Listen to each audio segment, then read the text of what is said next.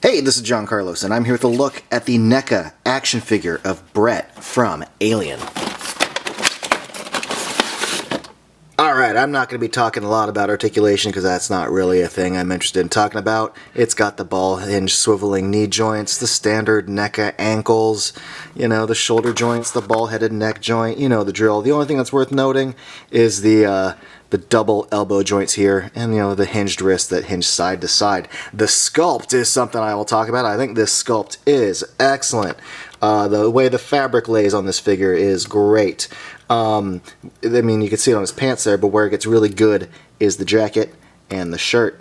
Really, really good stuff. In fact, let's go in for a little bit of a closer look. I think the pattern on his shirt looks great as far as the paint on the jacket, the paint on the shirt, the wrinkling of stuff, the little patches, the little logos and insignias, the dark lines going down the sleeves.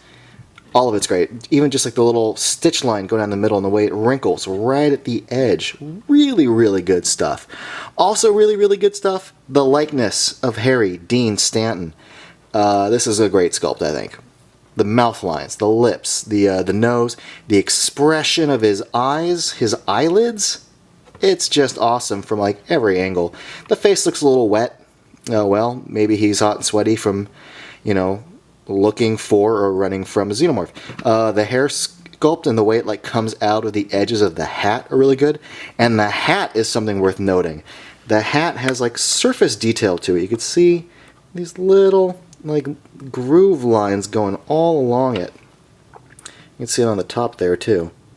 It's not just a smooth surface. These little tiny lines just really, really adds to the fabricness of it all. I love the Nostromo patch there, and the little gold paint is really, really solid. Yeah, really dig pretty much everything about the design of this figure. He comes with the motion detector, and it's great. It's perfect.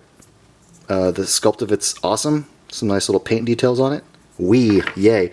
Also, we have his cattle prod thing. Here's like the main control device. I like the paint and sculpt on that. This is a little hinged thing, so isn't that neat? There's a tube that connects to the actual prod itself.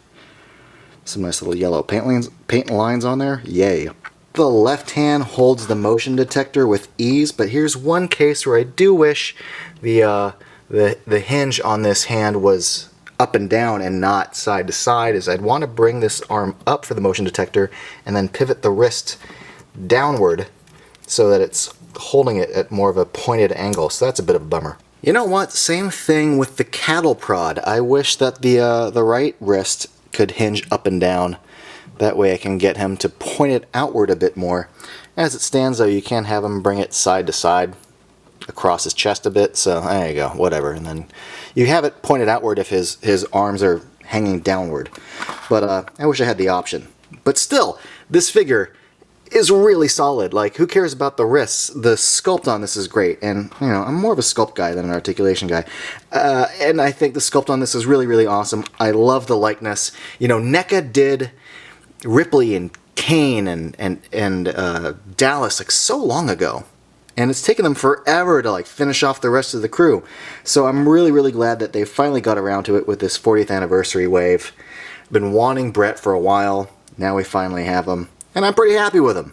Thanks for watching, everybody. And if you want, you can follow me on social media. I'll put up the links right now.